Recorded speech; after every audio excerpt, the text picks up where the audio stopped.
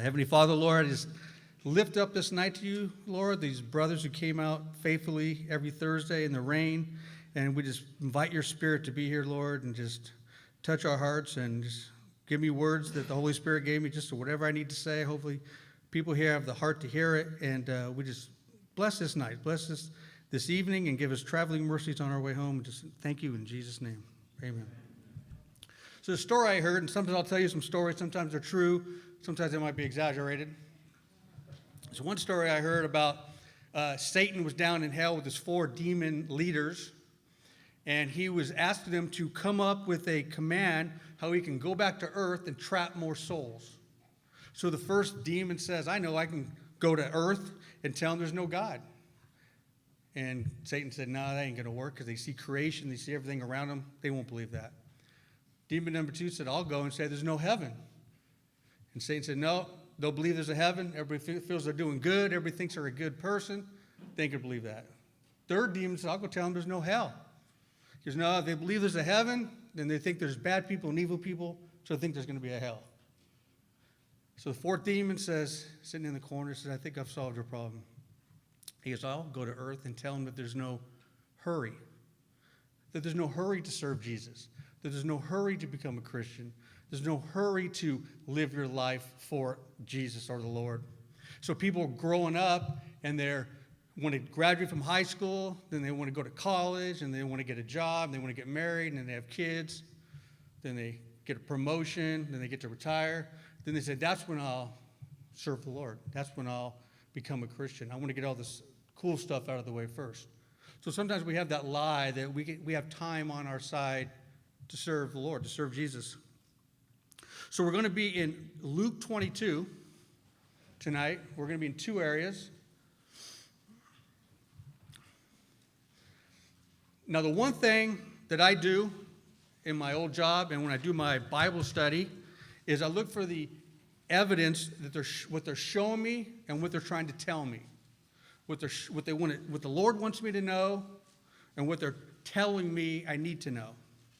But more importantly, what some people fail to see is what's not there that should be, especially in my old line of work or like at a homicide scene. Lots of times people will see all this evidence, all the bloody glove or whatever you need to see for your evidence, but lots of times people fail to see what should be there, and it's not there.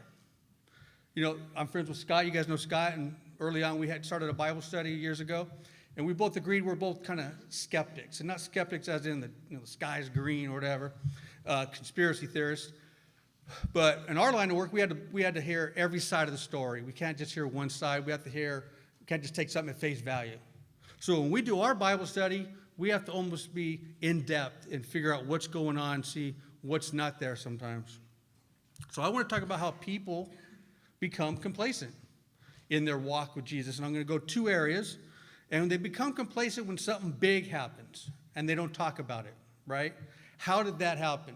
Sometimes something big will happen in your life, and we're going to see one here in a minute, and people don't talk about it. People don't discuss how that happened, and they just let it go, just water off the back. But first of all, I'm going to read it to you. You can turn there to Luke 1. Luke 1, and the reason I want to read this to you real quick is it has to do with investigation. And Luke is my all-time favorite author, and I'll tell you why here in a second. But in Luke 1:1, Luke says, inasmuch as many have taken in hand to set in order a narrative of those things which have been fulfilled among us, just as those who from the beginning were eyewitnesses and ministers of the word delivered them to us, it seemed good to me also, having had perfect understanding of all these things from the very first, to write to you an orderly account, most excellent Theophilus, that you may know the certainty of those things of which you were instructed. So Luke is saying, I know people have been here before. I know there were eyewitnesses before. I know people have documented it before. But I have perfect understanding. So I'm going to do my own investigation, and I'm going to show you or explain to you what I have found. You see, Luke was a companion of Paul's. He wrote Luke and he wrote Acts. His name's not in either book, but he wrote them. And in Colossians 4:14, it says he's what? A physician. He's a doctor. Well, I like him more because to me he's more of an investigator. He's almost like Quincy, if you guys are old enough to remember Quincy. He was a coroner, and all of a sudden he solved all these murders as a coroner, which was cool. But Luke was the only author of the New Testament who was a Gentile. Every other author was a Jew. Luke is the only author in the New Testament that didn't see Jesus pre or post resurrection. He never met him, never saw him. And there's only 8 authors. We'll give Paul Hebrews, right? You got Matthew, Mark, Luke, and John. Then you got the 2 P's and the 2 J's. Peter and Paul, James and Jude. James and Jude, half brothers of Jesus. Then Peter, he's always mentioned first when we talk about the disciples. And Paul wrote half the New Testament. But Luke is the only one who never met Jesus. So he has to have a very in-depth investigation. It's kind of like when we used to, or I used to, come upon like a traffic accident. We have this car's in the accident, this car's in the accident, you have this person waiting for the bus, this person at the crosswalk at the red light, and we weren't there. So we got to talk to every single person involved to try to figure out what happened, interview everybody. So that's what Luke got to do. He went and interviewed anybody and everybody to write his book because he wasn't there. So we're going to go to Luke 22, verse 1. I'll read the odd. No, I'm just joking. I don't know why I even said that. I sweat easily. So what the first thing I did when I got here? Drink a cup of coffee. This is how smart I am. Now the feast of unleavened bread drew near, which was called Passover.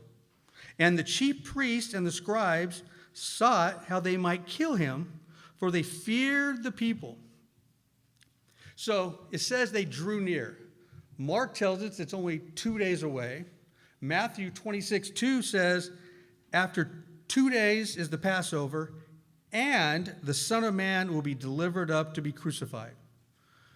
So now we have 2 days before the Holy of Holiest days for the Jewish people, Passover. And Jesus even says here in Matthew that he's also going to be crucified on that day in 2 days. So the logistics for these guys, for the organizers, are incredible, right? You got millions of people coming from all over for this big day, and now you got these logistics of organizing this, and it's incredible. This year and 2 years ago, we had a family reunion at our house for like 50 people, and so my wife's the one running it. She's the kind that has to plan way ahead. And just what she puts into it is incredible. She did it months ahead. I go to sit down on the couch. She's like, whoa, what are you doing? I said, I'm going to sit down on the couch. You don't want to make the couch wrinkled, right? We got people coming over. That's not for 2 days. I don't care. Sit Indian style on the floor. She don't say that. But she wants to make sure everything is good. Everything is organized. So these people only have 2 days to do it. So what are they doing to prepare for this biggest day in their life, right? Their world, Passover. Verse 2 again. The chief priests and the scribes sought how they might kill him. They sought to kill him is what they're doing. See, the meeting wasn't about Passover and all these millions of people coming. The meeting was about how they're going to kill Jesus. And they got 2 days to do it, right? So who was there? Matthew, Mark, and Luke tell us that the chief priests, the scribes, some captains, the high priest Caiaphas, they were all there. Every important person who makes a decision was in this meeting for this big event coming, right? And why were they there? Well, in this state, and it's called the Penal Code, there's a section called 182, 187. 182 is called conspiracy. Conspiracy is when 2 or more people gathered to commit a crime. 187 is murder. So these guys are conspiring to commit murder, is what they're doing. There's more than 2 people. And what do they want to do? They want to kill Jesus. And some people say, hold on, how do we know they're not just gathering, having a briefing to go apprehend a suspect that committed a crime? Well, back then, like it is now, you have to commit a crime for them to come get you, most people will say. So the reason this is not that is because why? Jesus didn't commit a crime. Jesus didn't commit a crime when they arrested him or they sought to kill him. So this is conspiracy to commit murder on these high-level people, the priests and the captains and the scribes, 2 days before the biggest day of their existence, the Passover. And then why were they in this little secret meeting up there in the room? Well, it says here in verse 2, because they feared the people. They were scared of everybody who was coming, right? See, the meeting's only 2 days away. The Passover is only 2 days away. So they're having this meeting behind closed doors. And millions of people are en route. Some got there early, tailgating. Some people are on their way because, the mother-in-law was running late. But the conspirators is what I call them, these guys in this room. I call them the conspirators because that's what they're doing. They know that a lot of people have heard about Jesus, and they want to see Jesus. They want to see this man preach. They want to see this man do miracles. They want to touch him. They just want to be in that ambiance. They want to be there. So these bigwigs, they know that these people want to see him. So now the meeting might have probably started about the Passover, then someone brought up about Jesus, and it flipped on them, and now they're probably, hey, we got to kill this guy before everything goes down.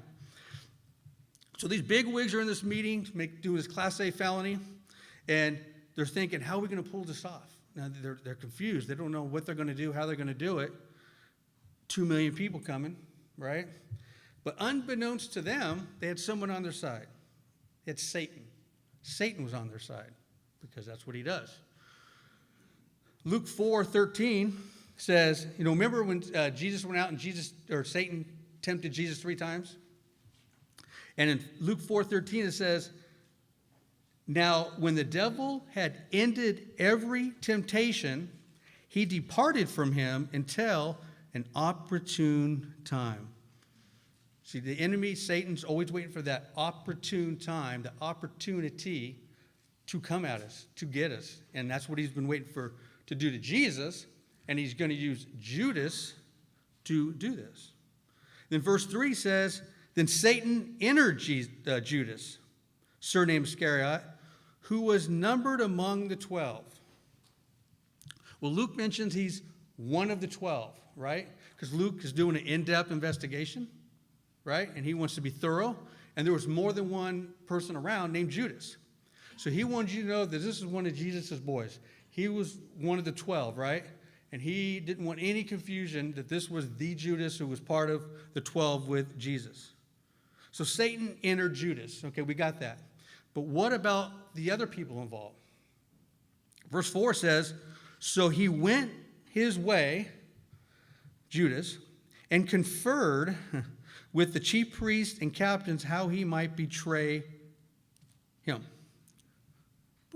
That's where I put a little red flag. That's doing my little investigation when I do my Bible study. That part right there kind of threw up a red flag for me, and I'm going to go in a little bit of detail on why. And Luke's my boy, but I think he was a little complacent on his investigation here. What happened between verse 3 and verse 4? There's no 3a, 3b, First, Satan enters Judas, and now he's conferring with the conspirators, right? Conferring means to discuss or just, talk about your opinion. It's like it was just lackadaisic. He's conferring with these guys. Hey, what are we going to do? There's a big piece missing here, and I feel on Luke's part on a little more detail on what he didn't do. There's something that should be there that's not. But remember, Luke is very detailed. He's doing his investigation. He didn't know anybody there. He never saw Jesus. He had to talk to people.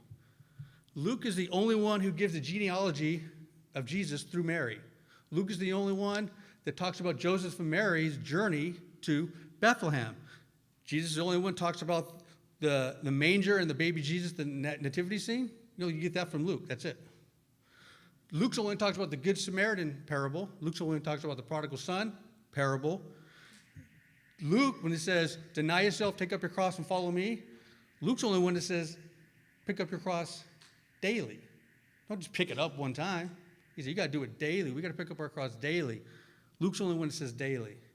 Luke's the only one that told came to Elizabeth and Mary about their birth.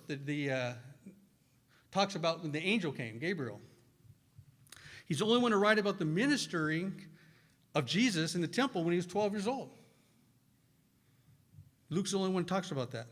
Luke's the one who puts the first words documented when Jesus was 12. And Luke 2:49 says, Mary's coming. She counted the heads. She's missing one like Home Alone. She has to go back 3 more days. She said, "Why did you seek me?" Jesus said. He's talking to his mom. "Why did you seek me?" He says, "Did you not know that I must be about my Father's business?" And Mary's like, she didn't know what he was talking about. But that's the first documentation of Jesus speaking. So Luke, obviously, when he did his investigation, he spoke to Mary because all this information, because it even says in there, Mary kept a lot of this stuff to herself. She never told anybody. So that's who he probably went to first. You got to go talk to mom. Mom's going to tell everything about the kid. So this is how detailed he is. So, okay, now Satan entered Judas to do these evil things, right? So I'm going to put a little more invest here. He says, first of all, I want to know, how did Judas know about the meeting? Luke didn't tell us that he asked or inquired about the meeting. How did Judas know about the meeting? A follower of Jesus just goes into this hidden room, right, in this secret meeting that they're talking about conspiracy to commit murder, and Jesus just walks in and says, yo, hey, I'll give you Jesus $30, let's go. That's it. Just walks right in. No problem. How'd that happen? Second, how did he know where to go? In this city, this building, which room, which floor? How do you know where this was going on? To go there, to help them out. Number 3, how do you know they needed help? How did Judas know that they even needed help to kill Jesus? They needed assistance. How did he know this? It's not talked about. Fourth, how did we know that when he got there, how did he get in? How did he even get through everybody? And my question, the big one, is how did he even know that these guys were conspiring to do something and what they were conspiring to do? How did they know they were conspiring and what it was about, right? They didn't advertise, they didn't tweet it out, they didn't put it on Facebook or anything. They just were doing it. And how did Judas know about this? How did he know they're conspiring? So did Satan not only enter Judas to betray him, did he also enter Judas to lead him to where to go? Could that be it? So if that happened, then did Satan enter the conspirators to let them in? Did he enter the guard at the guard shack? Did he enter the guard who was at the door? Did he enter the help, the servants, gardener, pool guy? Did he go through every single person knowing that if this guy comes, he's good? Did Satan enter them all? We don't know. He didn't document that. He didn't ask. So why is this not explained in detail? And I'll go through more here in a second. But when I go to heaven, other than going and hanging with Jesus for a while, I'm going to ask Luke these questions. That's just me. Some people want to talk to Noah or Moses or Jonah, what he was doing in the well for 3 days. But I want to ask Luke some of these questions because it doesn't make sense to me why he didn't document, why he didn't inquire about how all this happened. Something should have been in there. He's so clear on his investigation on how he does stuff. See, people at that time, when he was doing it, didn't know that Satan entered Judas. So they can't say, oh, Satan entered Judas. They didn't know that at the time. So they can't chalk it up to that's the reason he went in there, right?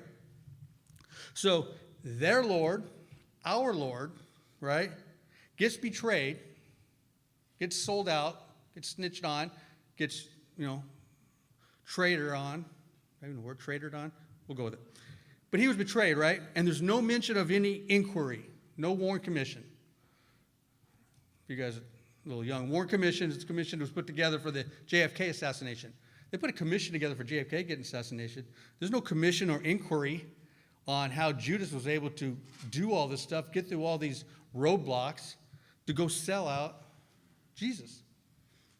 So this is what I need to ask ourselves. I think we need to, when we're doing our own invest, when we're doing our own Bible study, because Bible studies are invest, we got to know what's going on, is when something happens and it's just not right, what do? Something happens at work, at your job, when it just doesn't make sense, it's a big thing, like Jesus getting sold out. You're at work, you're with your personal life, with your family, your friends, your spouse, your kid, your dogs, whoever that is, or your Christian walk. Something happens big, right? And we see the problem. But do we look at something that should be there, but it's not? Or do we just take it for granted? Do we just say, okay, that happened at work, that doesn't matter? You know, someone's going to call you up, hey, a close family friend, hey, they're deceased right now. Oh, you just go, okay, thank you.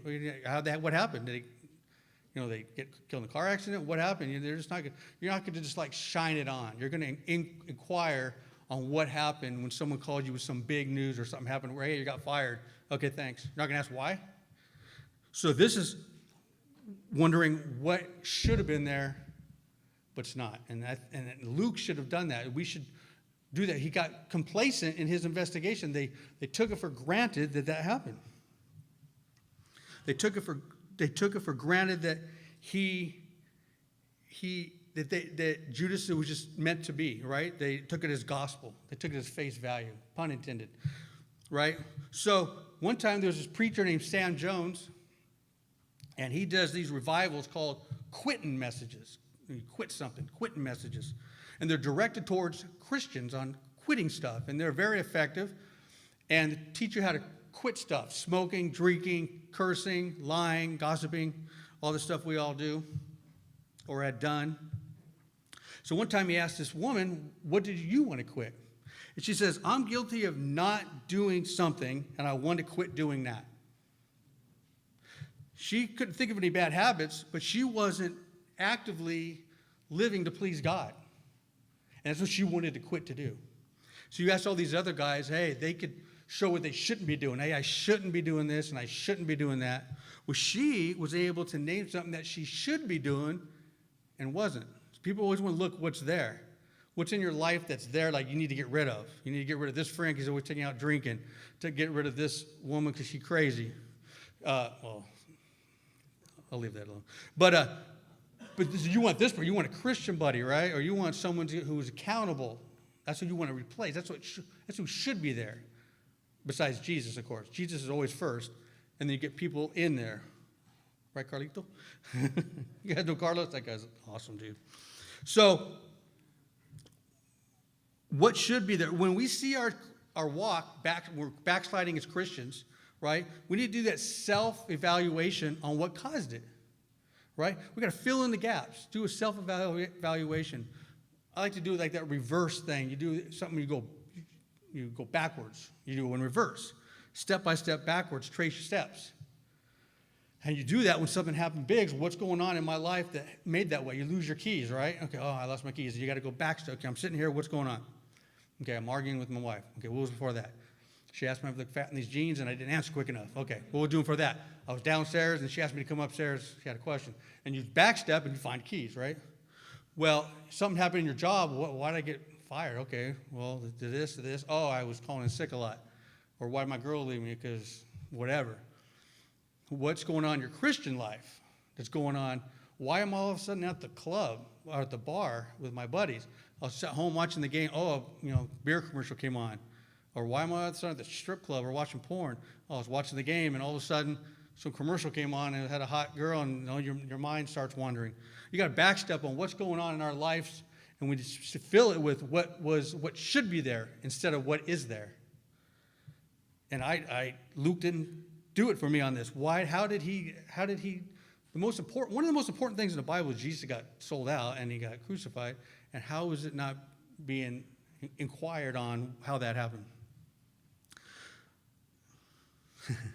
So then that you ask yourself when you're backsliding, hey, am I feeling distant from God? Do I feel like I'm close enough to God, to Jesus? Am I able to answer questions that when friends of mine ask me biblical questions and I can't answer them and I kind of feel bad? They know I'm a Christian. I'm a good person. I got baptized. Well, mainly this is Acts 2:42 is what you should be doing, right? You should be in the Word daily, in prayer daily, and fellowshipping with Christians. Kind of like what we're all doing tonight, all three. Bam, right? Triple threat on that one tonight. We nailed it. But there should be no excuses on you doing that, right? We got these iPhones now. You could call up someone for fellowship. You can look up devotions. You can look up a Bible to read it. See, back in the day, when me and my wife started dating in 1986, we've been together 30 years, married 26, and when I call her up, she don't answer. Okay, I'll just call her again later. No other way to get a hold of her, right? Now with this thing, she got GPS, got the phone finder. She calling NASA. I can't get away from her. No way I'm getting away from her, right? This thing is good for some people. It's good in our field. Phones are good in our. Well, it used to be my field. I got to retire. It's good in some other people's fields. You know what I'm saying?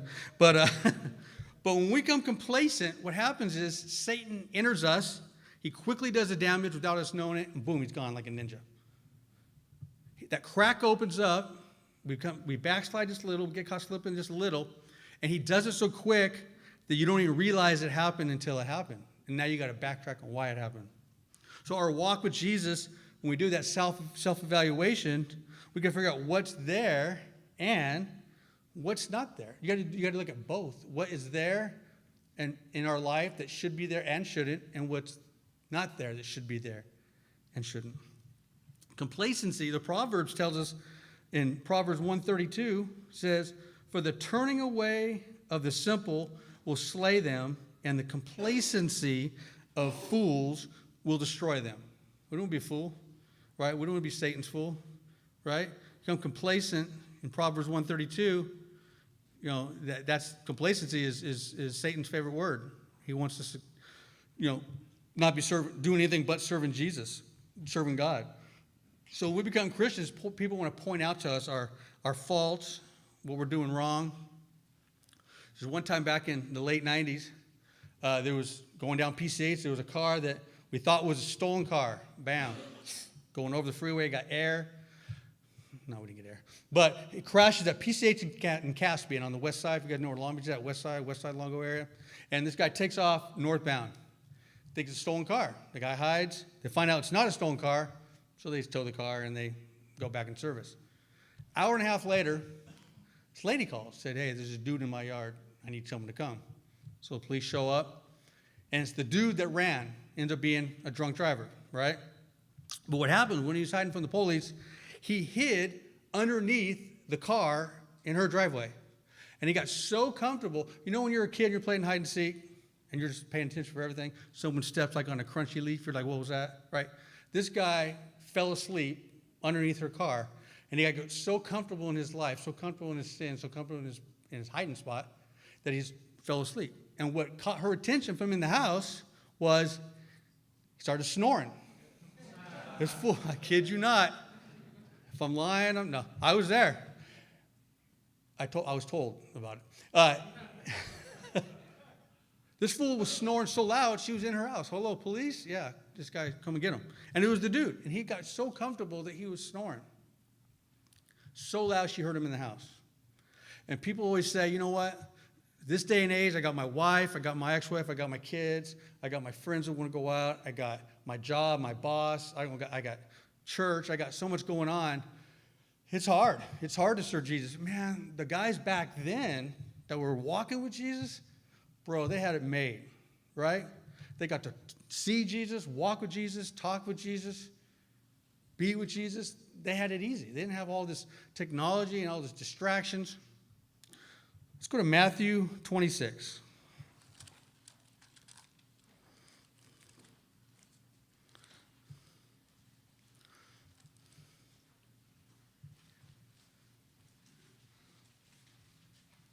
Now, Matthew 26, this is in the prayer in the garden where Jesus is going to pray in the Garden of Gethsemane. And he brings his disciples with him, right?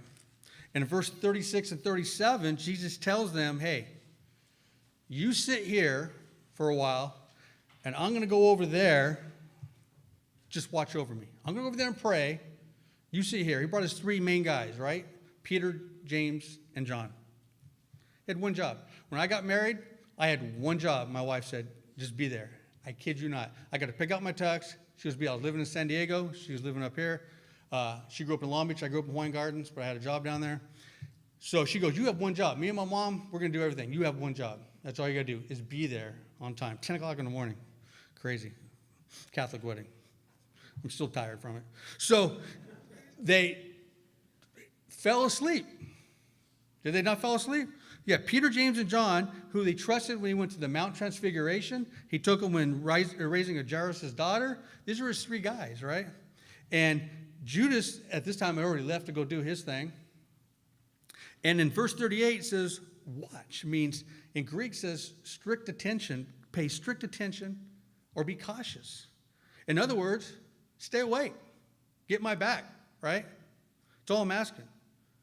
In verse 39, it says he went just a little further out. And in Luke, it tells us that it's just a stone's throw away. So he's within distance, and he can hear these guys. Then in verses 40 through 46, this is when it talks about them falling asleep. These guys are asked by Jesus to watch over him, and he fell asleep. And in my opinion, I don't know what translation you have. In mine, it has little Z's in parentheses, because these guys fell asleep, right? And you can't add or subtract from the Bible, but I think they were snoring. That's my opinion. I think they're snoring so loud, that's why Jesus had to keep coming back 3 times. He was in deep prayer, right? He was actually sweating blood. That's a real medical condition you can have. I have it here, but I'm not even going to try to pronounce it. He was so into prayer that he was bleeding, coming down, and these guys fell asleep, and he had to come over 3 times to ask him what was going on. Why are you falling asleep? Now, I don't know what Jesus did when he got there. I don't know if he hit him back of the head, just staring at him, yelled at him. Who knows what he did?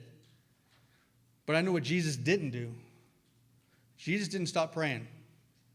Jesus got on him, and he went back and prayed. Jesus got on him, he went back and prayed. Jesus continued to pray to the Father and to say, his will be done. It's always God's will for us. We always try to put someone else's will, we always try to direct our own path, if you will. But it's God's will, and that's what Jesus is trying to show here. Hey, all these distractions, these guys snoring, these guys waking me up.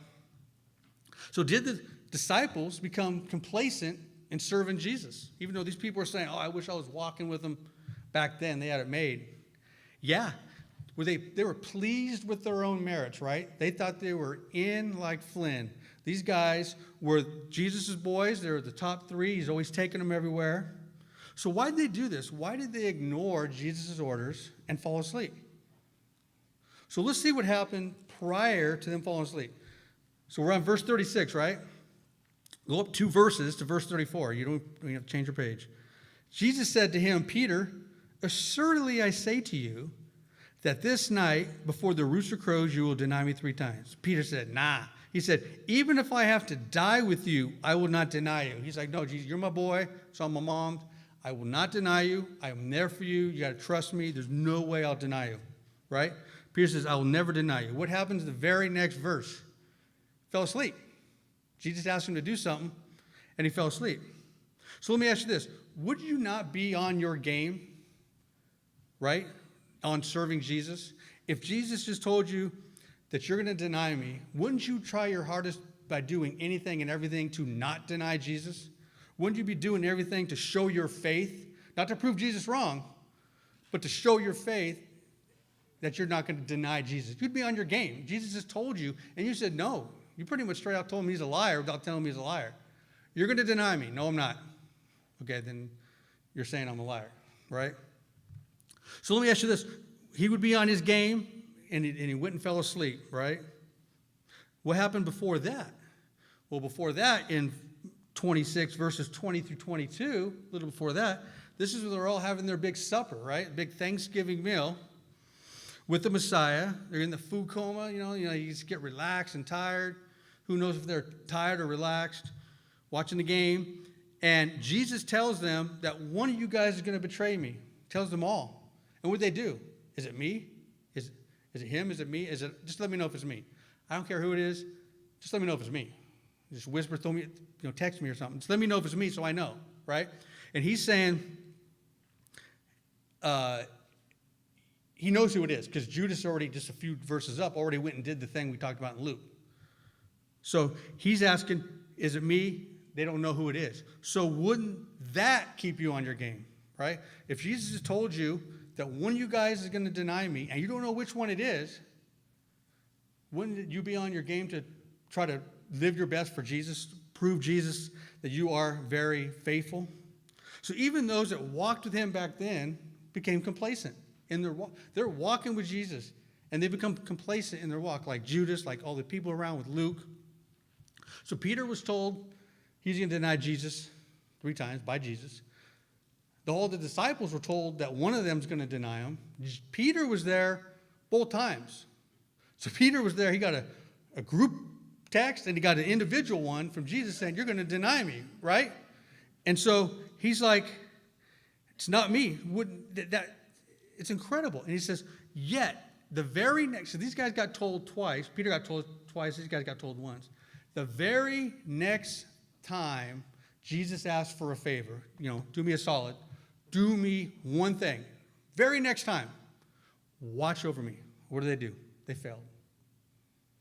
They failed Jesus. He told them that they're going to fail.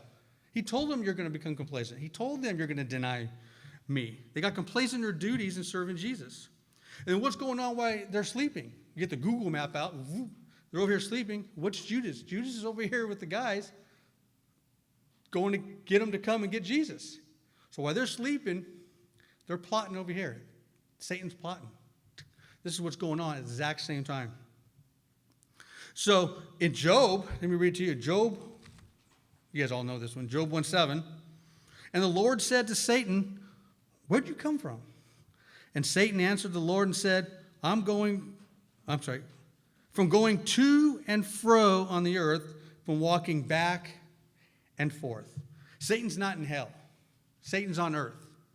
And he's looking for every opportunity to find that crack in our armor, right? To try to get us, like he did here with Judas, like he's using Judas. The enemy is always plotting. He's always plotting with your family.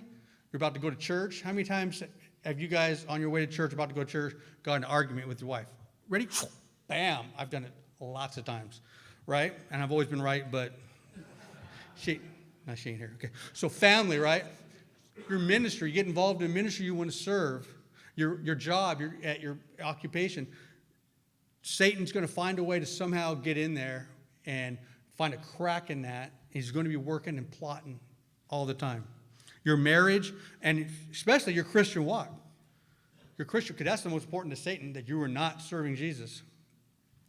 So do we all fall asleep and become complacent when Jesus calls on us?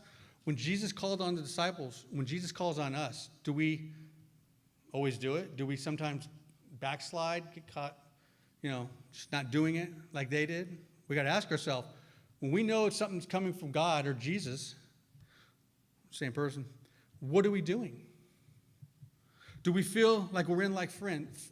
Do we feel like we're good enough Christians, like the disciples, to get in? Do we still do our earth and fleshly desires? Do we feel we're good enough to get in heaven that we kind of just, I'm not going to do that right now. I go to church on Sundays, Wednesdays, and Thursday men's Bible study, all right? Try. I go 3 times a week. I'm good. So? Right? Anybody can do all that, but when we walk out, what's it say? My favorite thing in the sanctuary, you're now entering your mission field. That's over the door when you leave, not when you get here. Your mission as Christians isn't to come to church. It's when you get fed by Pastor Jeff and we go out into the real world and we serve him like we're directed to do in Matthew and Mark 16:15. So the enemy's always awake plotting. He never sleeps. And the disciples, when they were sleeping, what was happening? The enemy was at work with Judas over with the high priest. They're trying to crack that armor. In Ephesians 6:11, it says, put on the full armor of God so that you can take your stand against the devil's schemes. He's a schemer. He's the biggest schemer out there. He's going to try anything and everything to get you to not serve God, not to serve Jesus, to make you become comfortable and complacent in your walk with him. So complacency in Luke is what should be there, what should be in our life, it's not. And with Peter and the disciples, when you become too comfortable, you just feel like, hey, I go to church, I pray, I do my devotions, right? See, we all here have one thing in common, and it happens every single day. Each night, when each one of us go to bed, we are told, well done, good and faithful servant. Every single one of us, every night. But it's only done by one of two people, either God or Satan. Either God says, well done, good and faithful servant, on how you lived your life for Jesus, or Satan says, well done, good and faithful servant, on how you lived your life for Jesus. It's being told to every single that's on this earth, every single night. How are we living our lives? Are we becoming complacent? I always ask people, who's kissing you on the forehead and who's tucking you in at night every night? Right? Who's tucking you in? Who's giving you that nice little kiss on the forehead like your mom used to do? Is it Satan or is it God? So I ask people, when you go to bed at night, do you expect to wake up tomorrow? If you expect to wake up tomorrow, then are you giving 100% today to serve God? I'll talk to that person tomorrow. I'll make an appointment with that person in 3 days. How do you know that person will be around 3 days? If you're expecting to wake up tomorrow, then are we living 100% for Jesus today? And I always say, when you wake up each morning, and I do sometimes, I'm not saying I do every time, I act like today's the last day I'll be on earth.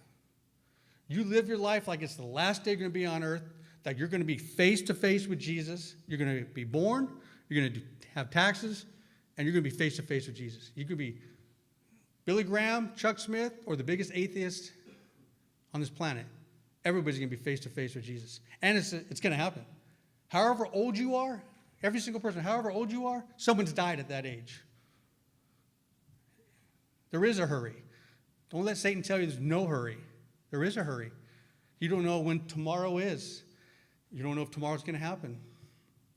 The enemy's looking for that opportune time to fill the crack in your life. So when you feel complacent, when you feel like you're backsliding, just do that self-evaluation. Just think of how Luke didn't ask about what should be there. What's in your life that should be there? It's not. And don't become too comfortable, because you're going to let the enemy win. You're going to let the enemy in, and they're going to break that crack. But you got to fight the enemy every day. You know you're going to be face to face every day with Jesus. So you serve Jesus every day. You do that self-evaluation. You say no to opportune times that doesn't look good and not supposed to happen. And just pray that, you know what? I did my best each and every time I go to bed, and God's the one kissing me on the forehead and just tucking me in at night. Because you don't want the enemy to win. Can't stand the enemy. Can't stand Satan. Don't let Satan win. All right? Let's pray. Heavenly Father, Lord, I just thank you for this time, Lord. I just thank you for this opportunity just to come here and speak, Lord. And we just ask you, Lord, just to not let us become complacent in our walk, Lord. We just sometimes get so tied up and so busy with the world rather than busy with you, with our Father's business. So we just ask that, we do have to live in this world, but not live for this world, Lord. So we just ask that you just touch our hearts. Just let us live how you want us to live. You have a will and a purpose for our lives. We ask that you just put that on our heart and know what it is. And just put on our hearts that we know that you're always there, no matter how strenuous our marriages, our work is, our Christian walk is. Let us do that Bible study, that devotion, call up a Christian friend, an accountability partner, and just pray and not let the enemy win, Lord. We just thank you for this night. I just pray so hard that you give us all traveling mercies, and everybody out there traveling mercies on this slippery road of rain tonight, and just thank you in Jesus' name. Amen.